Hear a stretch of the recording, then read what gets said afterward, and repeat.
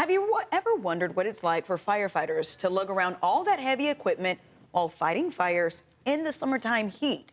CBS 8's Brian White got to try on some of that gear. Yeah, he caught up with Cal Fire in the San Miguel area where crews have been working the Anita Fire and have it almost fully contained. Freeway tool out. First saw, hand on the rail, hit every step. This is tool check for one of Cal Fire's hand crews as they file out of the truck. These men and women are from the California Conservation Corps. So this is our web gear. You can put it on like a backpack. Oh, there we go. He also carries this chainsaw.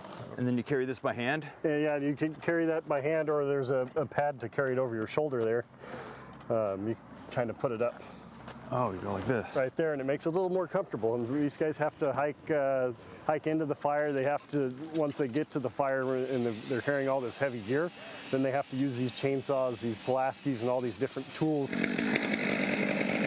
Fire Captain Michael Cornett with Cal Fire San Diego showed me some of the gear that hand crews and firefighters lug on their backs for miles in some cases when working to contain fires. This certain appliance here, this allows us to put water into secondary lines. These packs have everything inside of them that we need to advance that hose line. This is 45 pounds, so it's heavy also. And if you want to try it on here, this is your wildland hand tool. This cuts and scrapes, and something that you'd carry with your hose pack. So I only wore the gear for 15 minutes on a short walk. Altogether it was about 50 pounds. I was drenched in sweat and definitely felt how heavy it was on my back and shoulders. And how much does heat exhaustion come into play?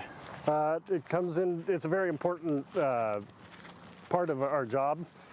We always stress that we want to keep everybody safe, take frequent breaks when possible, stay in the shade when possible, and that's not always possible on these fires because it's fast moving, potentially structures threatened. The Anita Fire broke out Monday, sparking evacuations and shelter-in-place orders in the area. It grew to 20 acres, but hand crews like these men and women working in the heat to create fire breaks have it now almost fully contained. They go in with the chainsaws, with their axes, and it's hot. It's not pleasant conditions. It's hard to breathe because of the smoke. They go in and they do all the hard work on the fire. Near Rancho San Diego, Brian White, CBS 8.